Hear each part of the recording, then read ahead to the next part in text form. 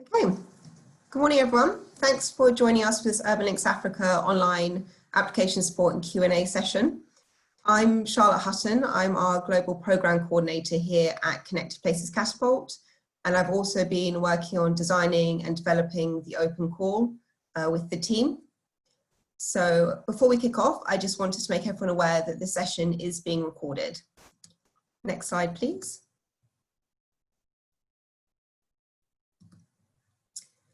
So if you joined one of our webinars before, we're going to run this one slightly differently because we really want to talk to you guys and hear your questions. And this session is really all about hearing from you and answering any queries you have about applying for this open call.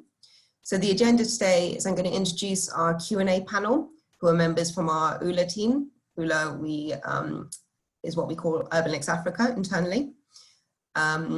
I will then give an overview of the open call.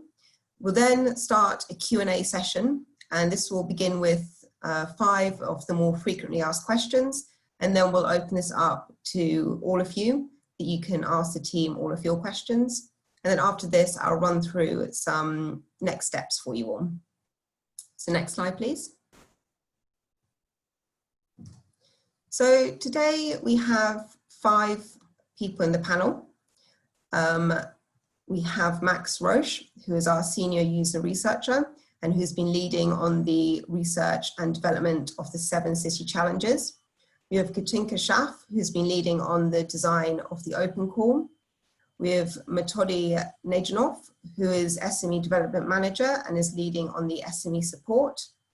Jeff Stevens, who's leading on the open call, and Tom Lever, who's a project management for the Urban Links Africa program. So thanks all of you for joining, and we'll hear from you guys after I've chatted through the open call a bit. So next slide, please. So the open call is now live. We launched it last week, and we have a recording of the briefing webinar we did on our website as well, which you can go and listen to. So Connected Places Catapult have launched an open call, and we're looking to fund up to 15 partnerships to address up to 7 challenges across 6 cities across South Africa and Kenya. We'll be funding these partnerships up to £40,000 to develop their tech solution over 4 months. So we've done a lot of research, both in the countries and market research, to really identify what these challenges are. So next slide, please.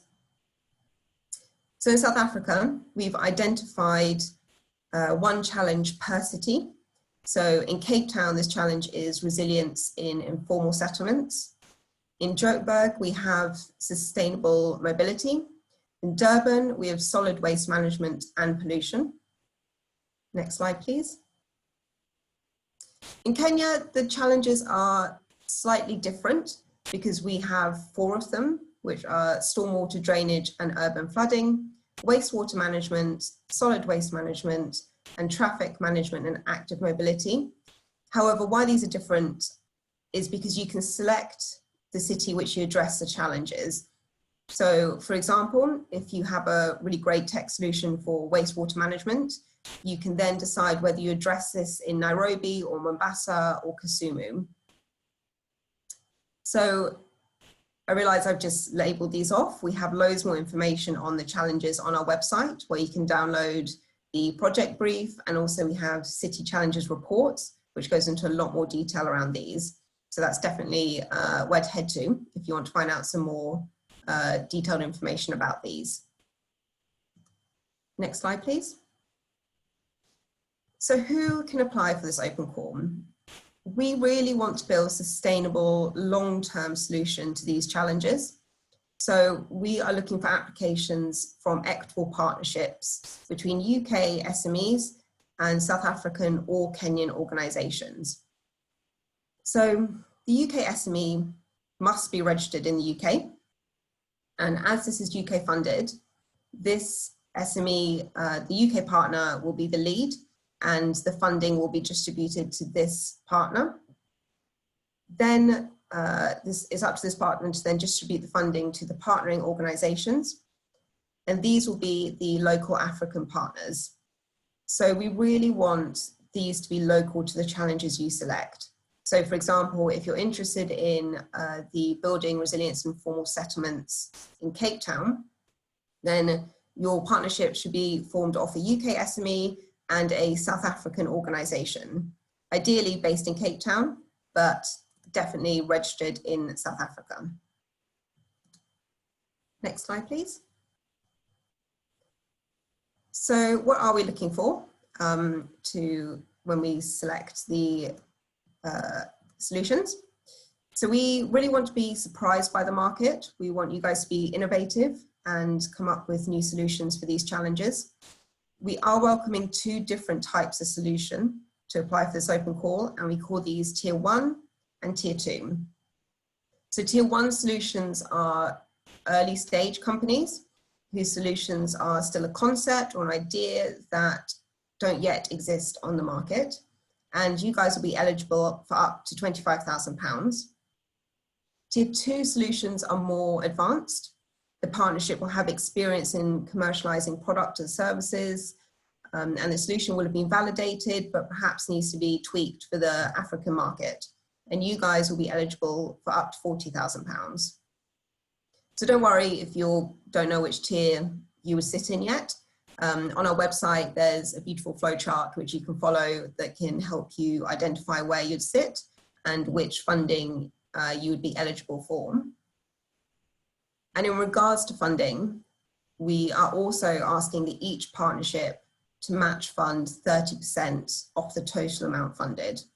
So for example, if you are a Tier 1, and you're awarded the £25,000, your partnership would then match fund £7,500, and this can be in either time or resources or funds.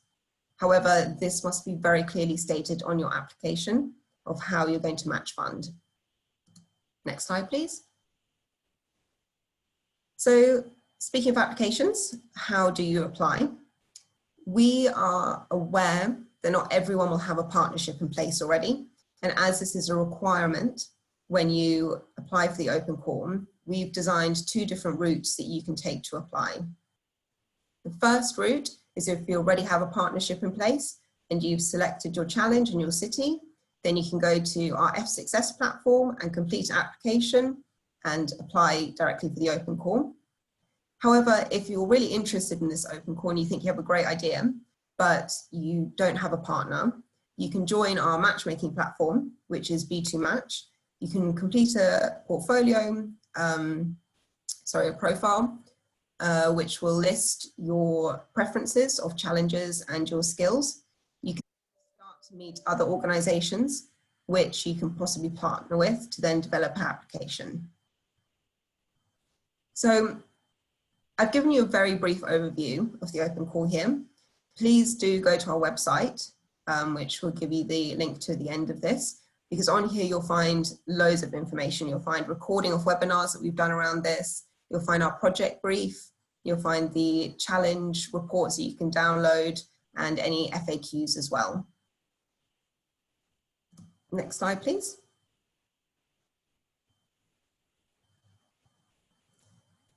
So now we're going to move on to the next bit of the agenda. So I'm now going to invite all of the panel to turn their cameras on, and we can move on to some of the FAQs.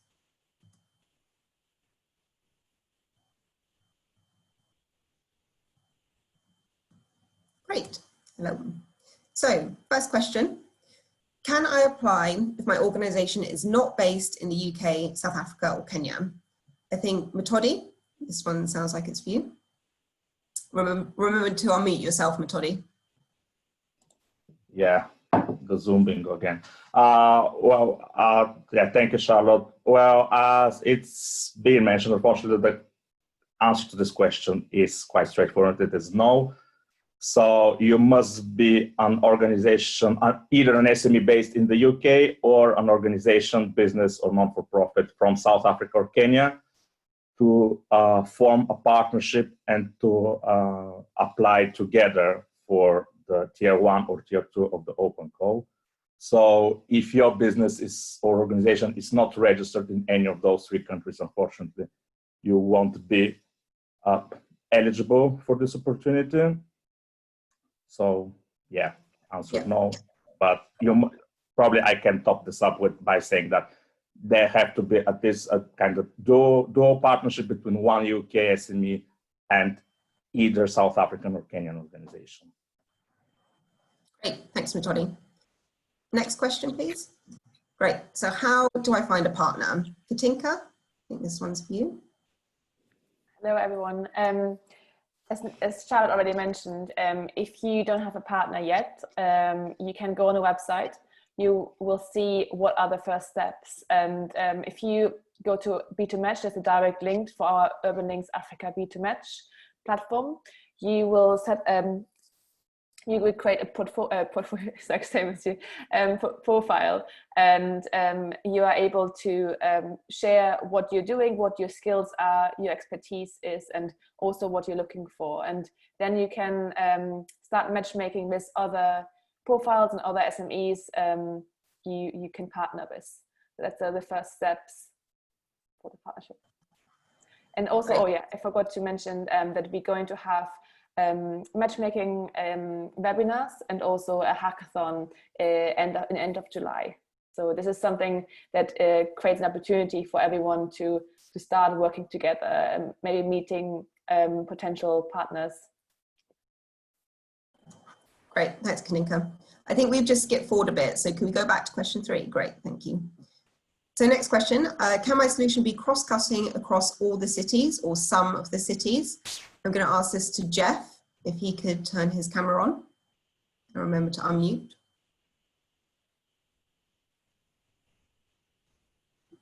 Maybe Jeff's having some technical difficulties. Katinka, are you able to answer this one as well, please? Yes, oh, he's back. He is back. If Hello, not sorry. an issue, I'm happy to do it, but I think Jeff just dialed back in. Sure. Okay, Yeah, welcome, sorry, I'm Jeff. having some internet issues. Right. Yes, so of course solutions could be useful in multiple cities, but for the purposes of this open call and the funding, you have to choose which city you're applying to, and you can indicate that you would be willing to do it in another city. But for the open call, you do have to select one city and one challenge, and you can only get funding once. Each partnership can only get funding once. So yeah, you do have to choose. Great, thank you. And question 4, please. So this is around the funding. So what does the 30% match funding mean and who needs to provide this? So Tom, as project manager, I think you can answer this one. Yes, hello. Thanks, Charlotte. So what we mean by the 30% match funding is that we're looking for the partnerships as a whole to contribute towards the total cost of the project.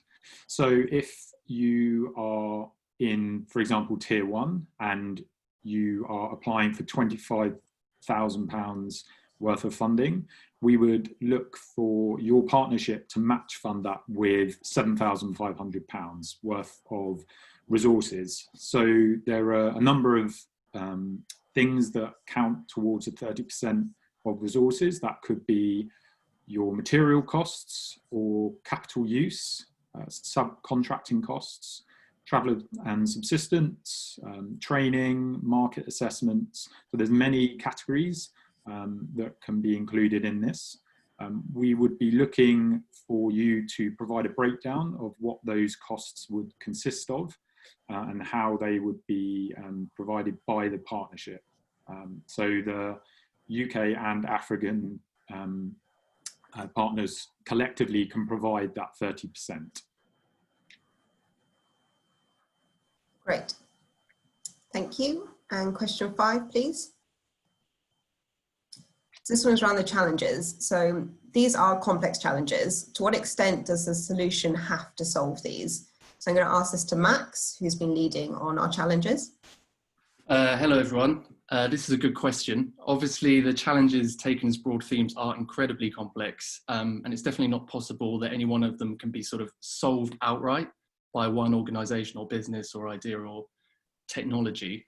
But each of these are made up of different interconnecting components and factors. So for example, there are some broad themes that cut across each, whether that's centralized infrastructure that's expensive or inefficient or that doesn't provide adequate coverage, whether that's a lack of detailed or real-time information on what's happening, where and how. A component could be subsystems of service provision that are disconnected, that don't quite join up. And there are obviously behavioral components too. So each of these could be addressed, and our expectation is that an application will demonstrate how a solution can address an element of a wider challenge in a way that credibly ties to improve city outcomes, not necessarily to solve a challenge entirely, which is a tall order.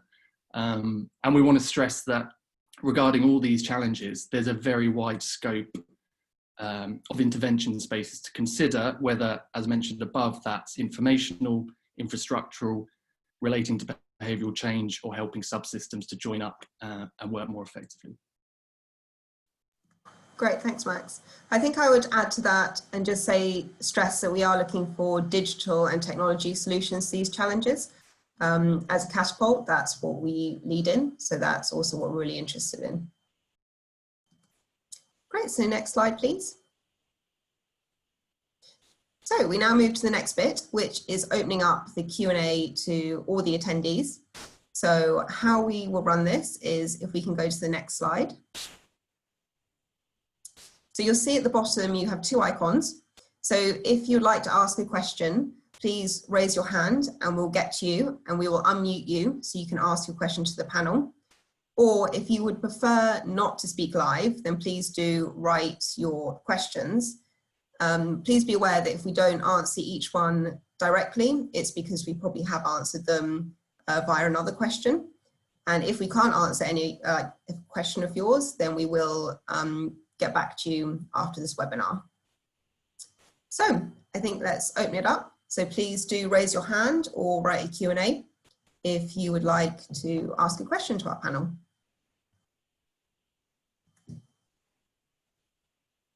So I will start with a question that's come through on the Q&A, which is, can a UK SME interested in mobility put an application in with a Joburg partner and additional separate application with a different partner based in Nairobi? So I'm going to ask this to Jeff, because I think this is around if you can submit multiple applications with different partners. Hello. Yes, so you can't submit multiple applications, no. You can only be involved in one application. Great, thank you. We also have another question here, which is, how will companies and organizations be selected? So I'm going to perhaps ask Jeff to start this off, and maybe if anyone else in the panel wants to add more to his answer, that would be great. Sorry, could you just repeat I can't see. Sure, sorry. The question was, how will the partnerships be selected? Okay, so we have a judging process, and there'll be judges from the city, and there will be experts in the field, and we will go through a selection process which looks at the innovation of the solution. So is it new? It looks at the feasibility of delivering, and that is based on the background and the quality of the application and the partners involved. And it will look at the financials. And Charlotte, you might have to help me out with the other category. Sure, so we're looking at innovation. So how innovative is your solution to the challenges? We are looking at the feasibility. So is what you're suggesting feasible with the team that you have and in the time and funding that you have? Sustainability, as we mentioned, we really want this to continue after this scope of this project. So how sustainable is your solution? And the last one, and impact. So what impact is your solution going to have environment, socially and economically? That's the most important one that I couldn't remember. What's the impact? So is it going to solve the challenge itself? And I think then that, thanks Charlotte for helping me there. You can find out all of the details about that and in much more detail what the criteria for each of those are on the Open Call webpage. And there's detailed guidance about the exact process. So we will judge based on your application, and then a selection will be brought through to interview. And I think the date for interview is also written in that guidance. And we will interview the finalists, and then we'll select the winners. Yeah. So I think we're looking to interview beginning of September time. So next question. How has COVID-19 affected the delivery of the project if travel restrictions are in place? So I'm going to ask Tom to answer this one.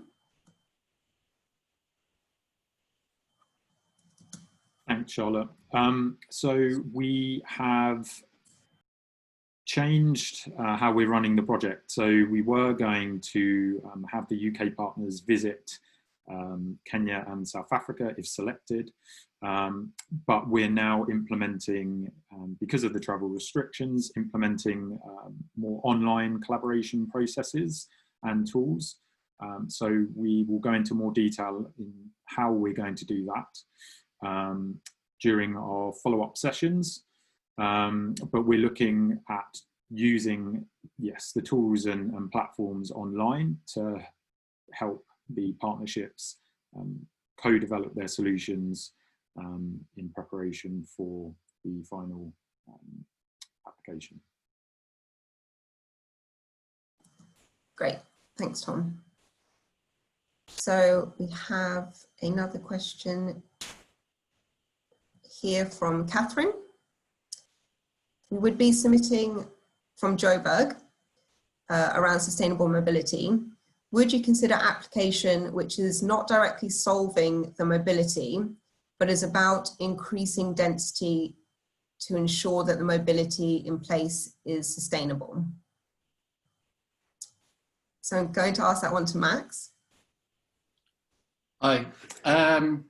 We encourage creative solutions to the problem. So if you think your idea addresses the problems listed under mobility and can credibly create a positive impact on those problems, we're very open to hearing creative solutions to that aren't, obvious perhaps, would be my response. I don't know if anyone else on the panel has a thought on that.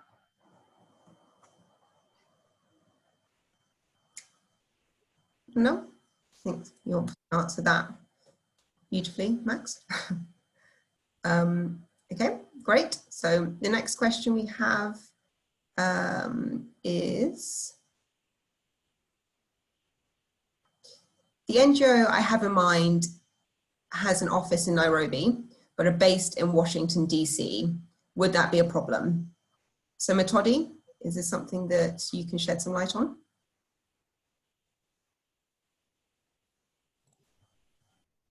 Well, I guess if you have a registered office in that country, in the Kenya, in this instance, then you should be eligible. And yeah, but again, for that reason, to be completely eligible, you still need a UK-based SME partner. But the answer should be yes, I think. Charlotte? Yeah, I think as long as that office is registered in Kenya, following the local registrar laws, then I think you would be eligible. The next question is around the B2 match process from Peter. So I get to the last page and it offers a time. I tick it, but there's nowhere to go after that. What do I do? So I'm going to ask this to Katinka and Metodi. Can I start? Yeah. Sure. I'm still not unmuted, so I'll give it a go. Well, I guess the issue here is that you need to actually get in touch with some of the other profiles and kind of request a meeting with them. So you basically book your slots when you are available. But in order for those slots to start kind of filling up with meetings, you need to start kind of interacting with the other profiles on the B2Match platform, so they can kind of message you, or you can start messaging them, and then you can agree on a time and date that is mutually convening. And I have to highlight here that you can do this on those slots that are listed on Bit2Match, or you can arrange a different meeting at any time of kind of mutual convenience for the two parties outside the Bit2Match. So as long as you form a kind of equitable, viable partnership that will result in a high quality application, we are really not kind of insisting to use the Bit2Match platform just for the sake of it. But technically, yes, you need to start requesting meetings to get those slots filling up. Great, thanks. And Katinka, do you have anything on top of that? No? No. Great. Okay, so let's move on to the next question we have. So we have one from Jim here. How will we know if our product met the criteria and is worth continuing activity on the project? How far into the process will we know this? So again, I'm going to ask this to Jeff and also Katinka, if you want to weigh in on this as well. Yeah, I mean, I'm not sure if Jeff want to go or should I start? I'll let you, Katinka. Hi Jim. I would say we have a lot of information. So if you read through the Urban Links brief, I think you will get a good feeling if your product is suitable. And I would also recommend to join us in our challenge and matchmaking event in 2 weeks' time. And I think you get a feeling of who else is applying, and we're trying to maybe give you some feedback as well, if it's possible. So I think you should get a good feeling in the next weeks, and I would recommend to apply. That's it. Anything to add to that, Jeff?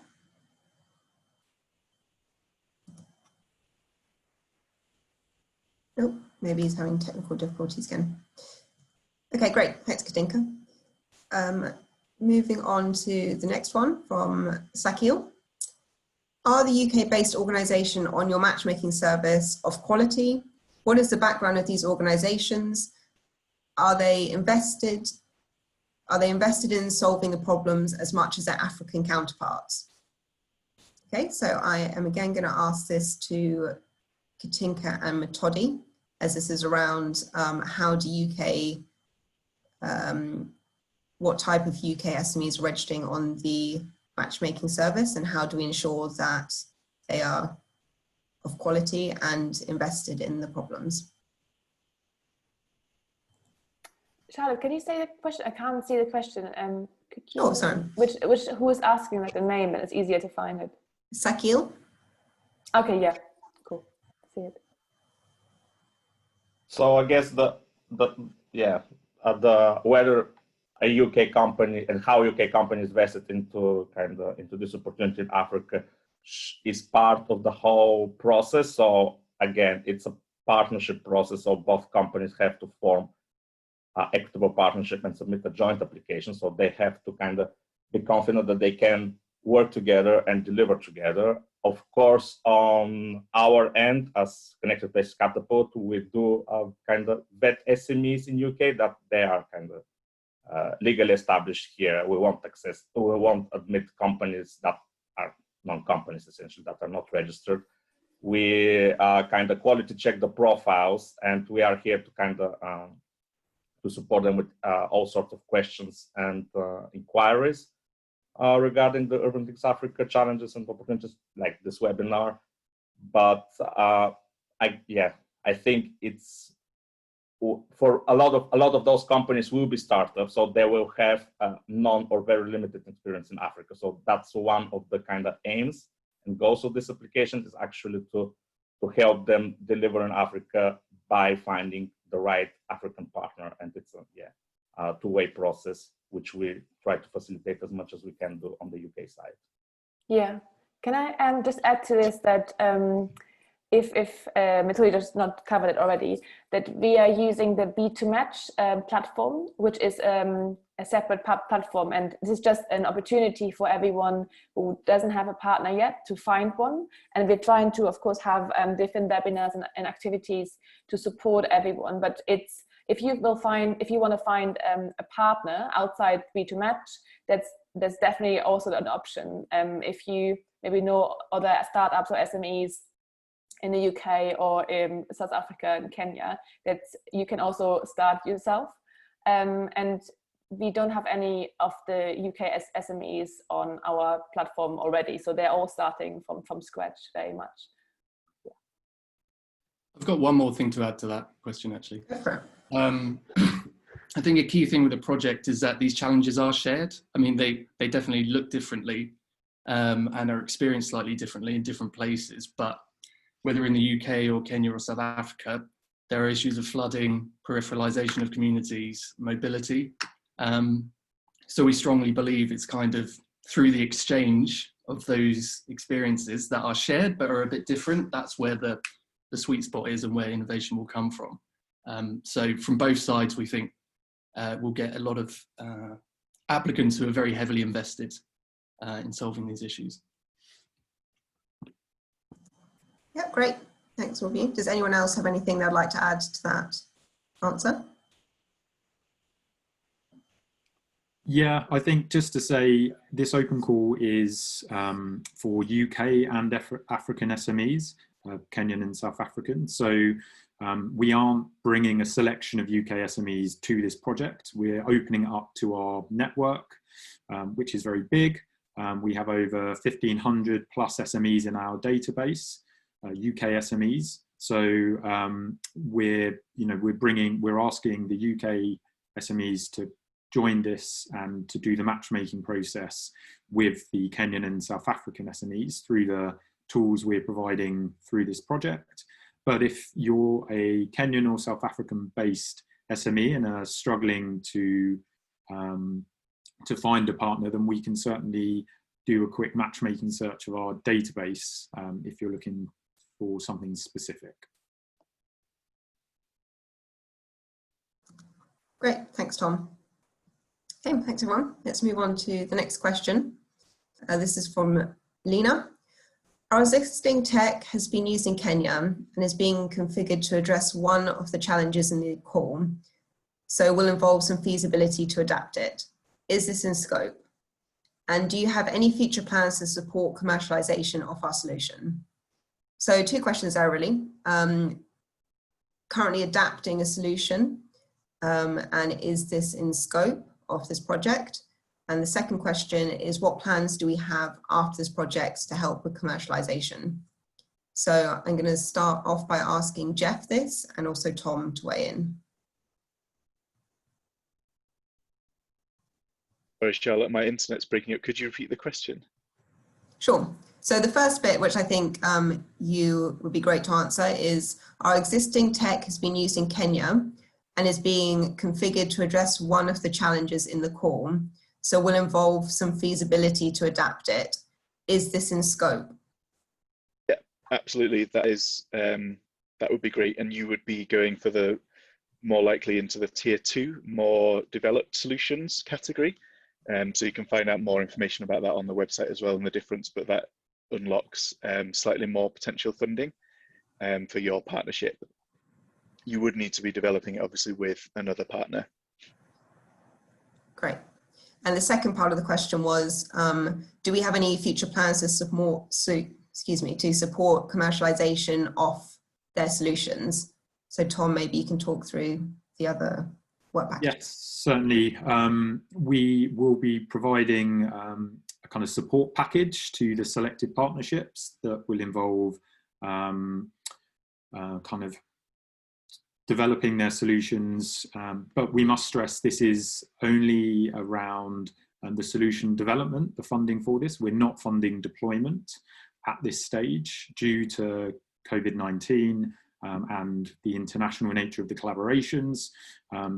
We're not in a position to fund deployments, but we are certainly happy to make commercial intros and connections with funding bodies and venture capitalists. We're very interested in the sustainability of these solutions beyond the life of this project. So certainly we will support that, but it's not about at this stage commercializing for deployment within the project life.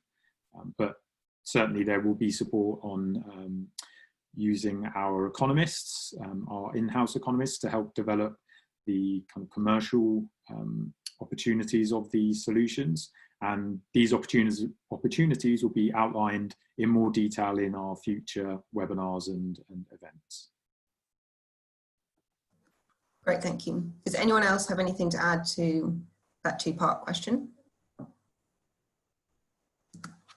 No? Great. Okay. And we have another one here from Jim, which is about the B2 match process as well. So again, another one for Katinka and Metodi. We have submitted the application to gain a partner on B2 match. He is slightly confused. How does this work? Are we supposed to go into the website on a regular basis, or do we wait to be contacted? How can I confirm the application is on the system and available to view by potential partners? Okay, hi Jim again. Great that you registered. I think we are slowly in the next weeks getting more and more profiles on the platform, and you should be able to see other profiles as well. And yes, you should also go on the website and check if there are new profiles kind of appearing over the next days. And then you can start just, if it's a partner that could be interesting for you, you can just start kind of contacting them, start a conversation. You can do this, of course, offline as well, using just Zoom for a chat. And yeah, I think this is the idea. We still, of course, we only launched last week, so the profiles are now appearing kind of every day more and more. And the first weeks will be a little bit more quiet than later on, but we have 2 months, so it's enough time to start matchmaking. Great. Metodi, any? Yeah. Yeah, well, no, nothing really to add to that, other than, again, just reiterating the point already mentioned, that it's one of the ways to find African partners. So feel free to, to expand your kind of search by other means as well. But as Katinka said, this is definitely just the first week of the matchmaking platform. So companies are genuine there and they're registering themselves. We are not kind of, uploading profiles from kind of a ready database. So it will take time to kind of amass a kind of a quantity and quality of companies from the 3 countries. Thanks. Great, thank you. Okay, so we have one question here that, which I can quickly answer. The final page of the full challenge report for Cape Town appears to be transport related, which is the same on the Joburg report. Is this intended or a mistake? This is, Katinka, if I'm right, this is a mistake and should be amended by today. So you'll be able to download the new report by today. Great, and we have another question, which is, how many applications are you expecting? So from my side, I would probably say around 150. I'm not sure if anyone else has other expectations. No, I'll take that as about 150 then. Great. So, oh, another one in. So we have another one around the B2 match from Peter.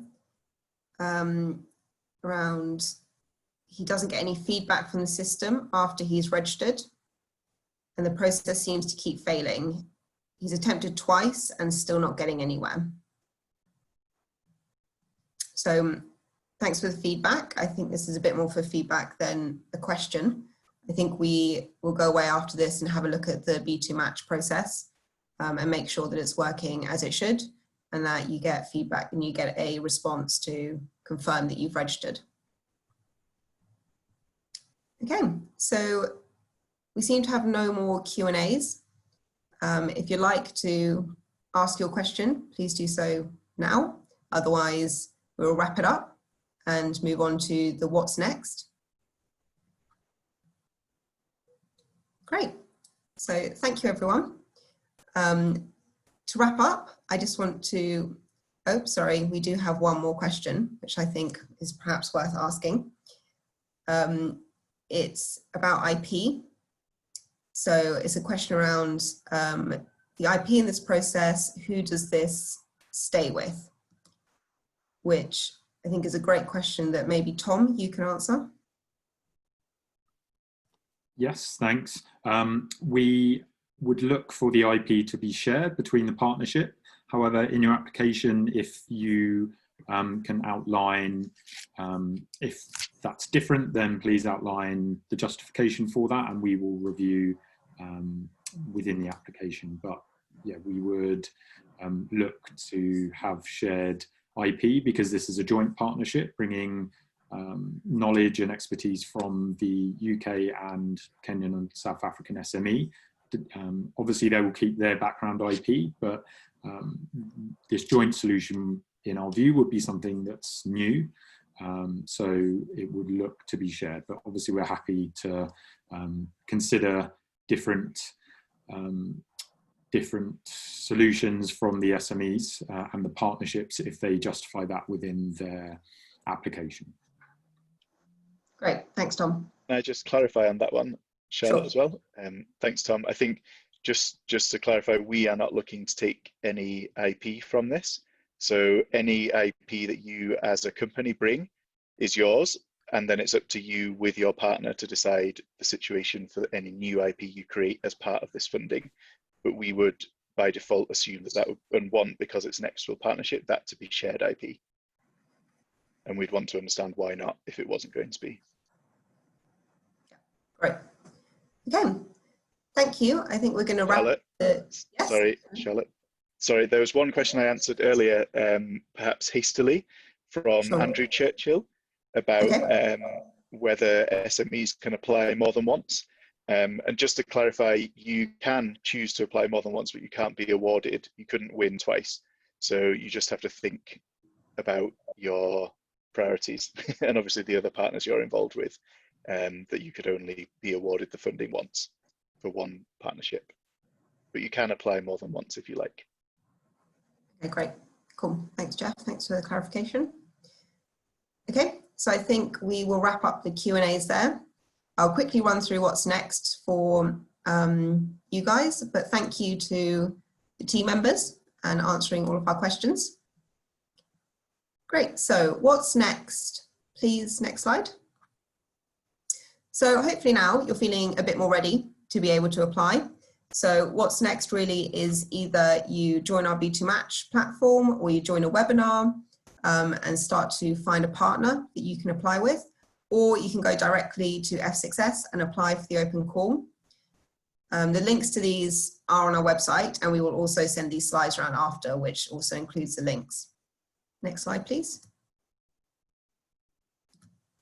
So as mentioned, we do have some webinars that are coming up. So on the 14th and the 16th of July, we're running challenge and partnership building webinars. And these ones are really tailored to South African and Kenyan challenges. So if you want to hear more about the scope of the challenges, also hear from local stakeholders that we're engaging with, then you really want to join these ones. And we'll also be running some partnership building exercises afterwards. And on the 15th of July, we're running another session like this. So if you go away now and you read up, you join the other webinars and you still have some questions, then do please join us again and ask us. And you can sign up to all these events on our website. Next slide, please. And if you still have questions, then as I mentioned, you can join a webinar.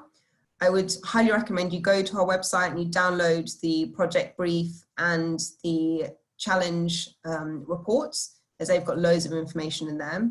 We also have an FAQ page on our website that hopefully should answer many of your questions. And if you still can't find the answer to what you're looking for, then do email us as well, and we'll get back to you.